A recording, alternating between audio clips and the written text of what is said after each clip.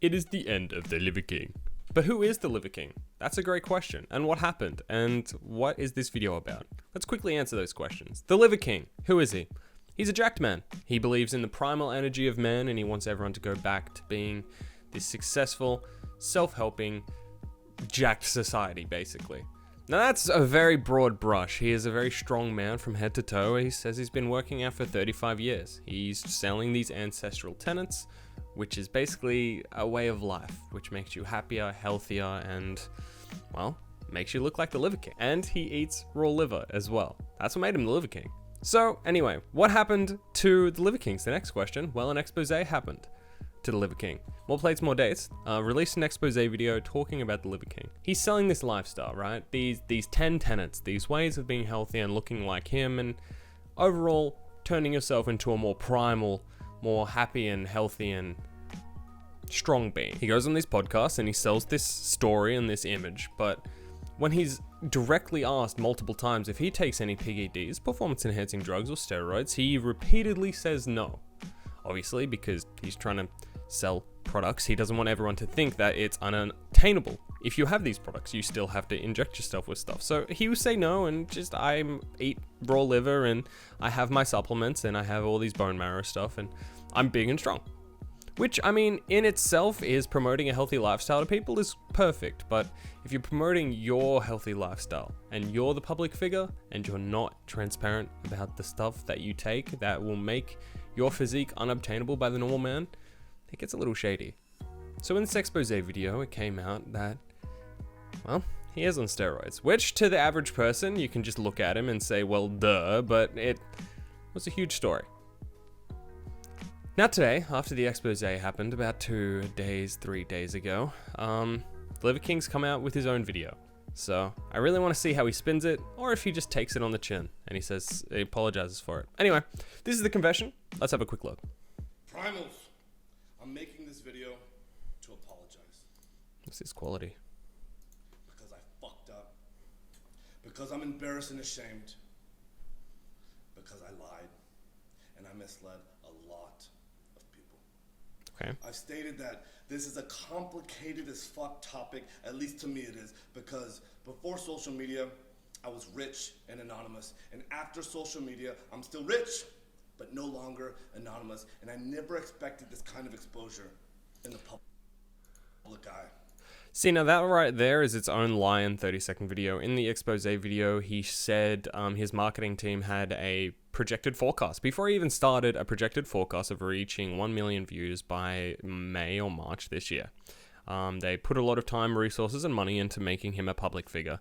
So him saying that it was expected is basically what I'm saying. For him to say that it is difficult on me, this was orchestrated and planned. So, It's been tricky as fuck to navigate. Well, clearly I did it wrong, and I'm here now to set the record straight. Yes. all the YouTuber I've done side. steroids, and yes, I am on steroids, monitored and managed by a trained hormone clinician. Okay. Liver King, the public figure, was an experiment to spread the message, to bring awareness to the 4,000 people a day who kill themselves. The 80,000 people a day that try to kill themselves. Our people are hurting at record rates with depression, autoimmune, anxiety, infertility, low ambition in life. I feel like he's going to turn the spin on the message is help, beneficial help, and having a strong message or a strong person to push that message makes it more impactful. This is kind of a cowardly thing. Editing Corvy here. I said cowardly here, and I say that just because I think that it is positive, and we do have a more depressed and mental illness kind of society because there is a lot more light shown upon it, and he is just pushing this fact that he is workout good, very good, get out there, be active. I think it's cowardly that you are in a response video using those mental health people as a shield almost to stop taking so much media backlash is basically what I was saying. I still think the message of going out, working out for mental health is extremely important. So yeah, that's what I meant by cowardly. Using that as a shield or a defense mechanism is just fucked up. That's all I was saying. Okay, much love. Our young men are hurting the most. feeling lost, weak, and submissive. So I made it my job to model, teach, and preach a simple, elegant solution called ancestral living, the 9 ancestral tenets, so our people no longer have to suffer, so we can collectively express our highest and most dominant form. This is my fight. This is why I exist. This is why I take steroids and lie about it. I don't think this is a very good confession, but he is saying that his message is for the people that are worst on their luck and they need some sort of regimented change. And my steps help them through that regimented change and get them out of being depressed, submissive beings, which, I don't know, I feel like exercise is definitely one of those things that help with mental health the most. Helped me, for sure. It's kind of a weird way to bolster your ego or your character before you confess to lying. While spreading the message, I've been on several podcasts, and when asked if I've ever taken steroids, I've always said no. I don't touch this stuff, not gonna touch this stuff, never touch the stuff. Okay. That was a lie. Yeah. No shit. I convinced myself that this had nothing to do with the ancestral message. I convinced myself that I'm not a competitive athlete of any kind, so who the fuck am I cheating? I convinced myself. Well, you're cheating everybody. You're selling this body and this type and this message and these tenets to people, and you're using this body. See, now, if you're a competitive bodybuilder and you say you're natural as a competitive bodybuilder, he already admits to himself that they're cheating people. He used the word. He knows that they're cheating people, and it's not okay to lie about your physique and how you obtained it, because it sets unrealistic expectations to the everyman on, oh, I can do that as well. And they sell this image, and if it's unobtainable, it's a lie and you're cheating people out. If he's selling literal products to people instead of just a body, if he's selling products and ideas and ideals to people using a body that is fake and he lies about that fake, I would argue that that is a worse lie to people, or a more of a cheat to people. That this topic was a placeholder for a far more important conversation. I convinced myself that this would overshadow the 36 years of working out, usually twice a day, without PEDs. I've convinced myself that this was the vocal minority, usually in the fitness category, driving to an unproductive conversation. And it is a productive conversation to talk about performance-enhancing drugs and how people take it after they've reached their peak body physique. Because I reckon it's something that you need to talk about, and it needs to be shed light on, because I know there are stories about 14-year-old men who are, 14-year-old boys, children, literal children, who are injecting themselves with PEDs to reach physiques. And there was one story recently about a 14-year-old that did it so he could bench 100 kilos. Is 100 kilos able to be benched without any performance-enhancing drugs? 150%. Yes, it is. But this person took it as a cheat to reach a physique and reach a goal as fast as possible. If you push these bodies and these performance-enhancing... if you push these bodies and ideals and body types to people and they think that I want to achieve that as soon as possible, I can take PEDs to reach a normal physique like this, it is damaging to the psyche, wherein you should be talking about the effects and the abilities to take and when you should take performance-enhancing drugs if it's something that you want to do in the fitness industry. It should be very transparent. I convinced myself that this would be the wrong message to send to the 15-year-old boys. So I continually dismissed it, and I dug myself into a bigger and deeper hole. I respect that. I have only myself to blame. I did that. And it was all wrong. I will be better. I will talk about it openly, because I believe that there's a time and a place for pharmacological intervention monitored and managed by a trained hormone physician. There is a time and a place for that. Yeah, I agree. In 2021, when I was 43 years old, I didn't feel 100% physically or cognitively. So 43? I went to get monitored and managed by a trained hormone clinician to see what the fuck was going on with my life. And so yes, it's true. I have tried several peptide combinations in an effort to increase my growth hormone, and it didn't work, meaning that my levels still remained below the normal level. Yeah, well, that I think that's also normal for anyone who has been on testosterone for a large period of time or steroids for a large period of time, where it kind of just nukes your base levels. You consistently pump your body full of these steroids that your body becomes used to having that external intervention, and it doesn't create the necessary chemicals in your body, and you will always have a lower level. I don't know if he's already genuinely have a lower level. Like I said, if you at the start of this video, if you want to watch the full expose, including emails, blood works, what he takes, everything that got completely leaked, I can't recommend enough to watch Derek's more date video. If it's something that's interesting to you and you really want to look into it, you should watch it. I'll stop pausing so much. I'm sorry. So yes, it's also true that I've tried pharmaceutical grade growth hormone, and I finally found success in managing therapeutic levels in the normal range. Yes, this is true. I've continued on with 0.6 cc's of testosterone per week, roughly 120 milligrams of testosterone a week. And no, 150 milligrams a week. I don't take any other steroids like nandrolone or Winstrol, but I have tried them in the past without success. Yes, is that a brag? It's also true that my blood chemistry got all fucked up while taking nandrolone and Winstrol. My lipids got all deranged. My liver enzymes went sky high, which is why clinical oversight is an absolute must. Okay, well, I respect that, and I will pause here. I'm sorry.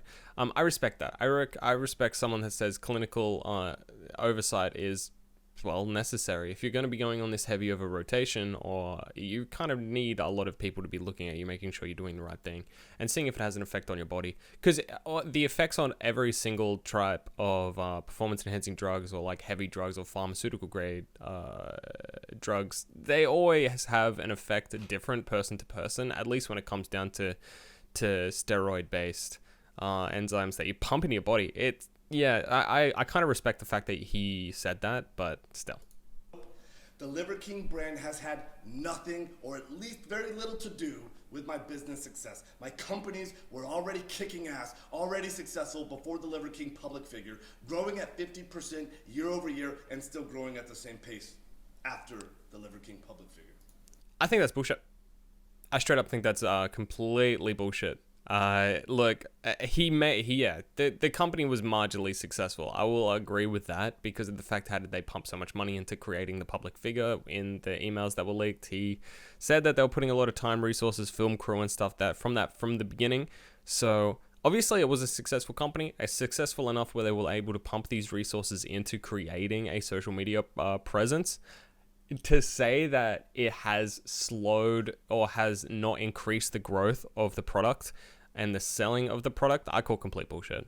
Of course, he's a marginally successful person, a very successful person, a very influential figure, and a very popular figure over the last, literally, he's only been live out in the world for about a year and a half. If you haven't heard of him, that's fine, but he's huge in the space, literally and figuratively. Look at those shoulders, they can crush mountains. Nope, I've never had ab implants, ab etching, or any other plastic surgery, and I sure as fuck never actually had gene editing done in Singapore. I made all of that up. It was all intended to be a joke, and that's an expression of Ancestral 10 and 10. Have a little goddamn fun. Ancestral 10, have fun, baby. Why did I, or why do I do them? When I talk about the 85% of the population that suffers from self-esteem issues, that's me. I'm part of that statistic. This is why I fucking work myself to death in the gym. This is why I do 12 to 15 blood-burning workouts a week, just to feel like I'm okay. Still, I have to absolutely crush myself to do so, and I'm wrecked physically and cognitively, and hormone replacement has helped in a profound and significant way. And still, I believe that the path to paradise is paved in fucking hell. I previously have said in a weird way, I'm grateful for the recent events that have shed light on this complicated as fuck topic. I would assume that is completely true. I would assume it would be way more stressful to consistently try and prove to the public about a lie that you are lying about. And it's kind of obvious that he's not, and people talking about is he not. It would be a consistent battle, and I feel like it would be a lot of weight off his shoulders for at least a win or a loss for it to be just done. because obviously he can't come out and say it himself. The expose helps a lot, and he's known to say people talking about me is popular and good, and all media attention's good intention. So anyway, let's keep going. I knew I needed to take this opportunity to openly discuss everything for me to be a better human. Okay. If there are any questions that remain unanswered, send them my way. I fully own that I fucked up. I am as sorry as a man can be. And all I can do is take extreme ownership right now, be better, and lead myself to a better life as a better human. Okay. Again, thank you to everyone for the support, the criticism, the love, the hate, and above all else, the loyalty. Liver King. Why do I still feel like he's still trying to hit us with his ideas and he's still trying to sell stuff? Anyway, that was a pretty good video. I didn't mind that too much. I think it was alright. Ultimately, at the end of the video, what did he say? He said that